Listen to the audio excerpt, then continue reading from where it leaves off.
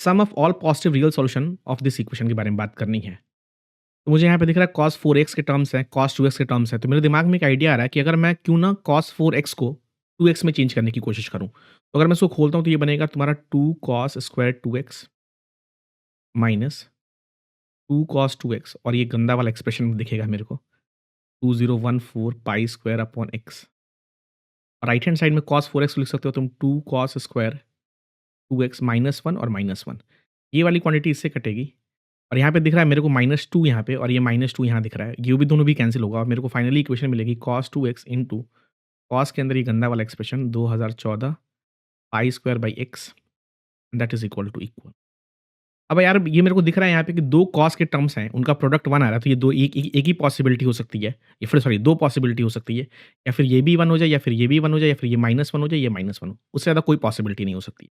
Let's say मैं पहला case लेता हूँ कि मैं दोनों को 1 करता हूँ। मैंने बोला cos 2x को 1 हो जाओ और at the same time cos ये गंदा वाला expression 2014 pi square by x इसको भी 1 कर लेते हैं।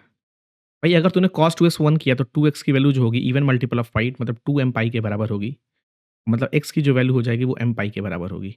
और मुझे दोनों क्वांटिटी को सैटिस्फाई करना है तो मुझे ये चेक करना पड़ेगा कि ये वाला x इसको सैटिस्फाई कर रहा है कि नहीं कर रहा है। तो मैं इसको अंदर डालता हूँ तो cos 2014 पाई स्क्वायर और x की जगह m पाई डालता हूँ और ये क्वांटिटी मेरी 1 होनी चाहिए। पाई से पाई कैंसिल।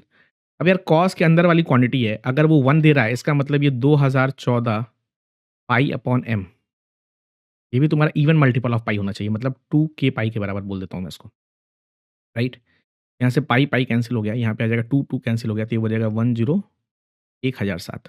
यहाँ से आ जाएगा मेरे को कि 1007 बाई m ये एक k होना चाहिए और k तुम्हारा क्या है इंटीजर और m कैसा होना चाहिए पॉजिटिव रियल नंबर बोला ना, तो यहाँ पे m पॉजिटिव है। तो यहाँ से मुझे दिख रहा है कि m should be the factor of 1007 और m के फैक्टर क्या हो सकते हैं, 1007 के फैक्टर क्या हो सकते हैं?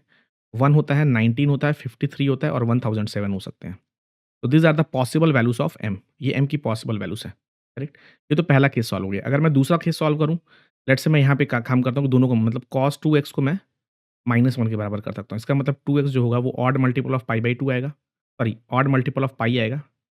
यहाँ से x की जो वैल्यू आ जाएगी 2n+1 पाई बाई 2 आएगा और मुझे ये दूसरे वाले के लिए भी चेक करना पड़ेगा। भाई 2014 पाई स्क्वायर अपॉन x इसको भी तो मुझे -1 करना पड़ेगा और मुझे ये वाला x इसमें डालना पड़ेगा। तो cos के अंदर 2114 पाई स्क्वायर x की जगह डालोगे तुम 2n+1 पाई बाई 2 और ये क्वांटिटी -1 होगी तो पाई से पाई कटेगा और ये बनेगा cos के अंदर में 2014 इंटू 2 अपॉन 2n+1 और एक पाई इज इक्वल टू -1 और इसका लिए मुझे क्या करना पड़ेगा कि इस क्वांटिटी को मुझे ऑड मल्टीपल ऑफ पाई होना पड़ेगा और ये कभी हो नहीं पाएगा। वाई?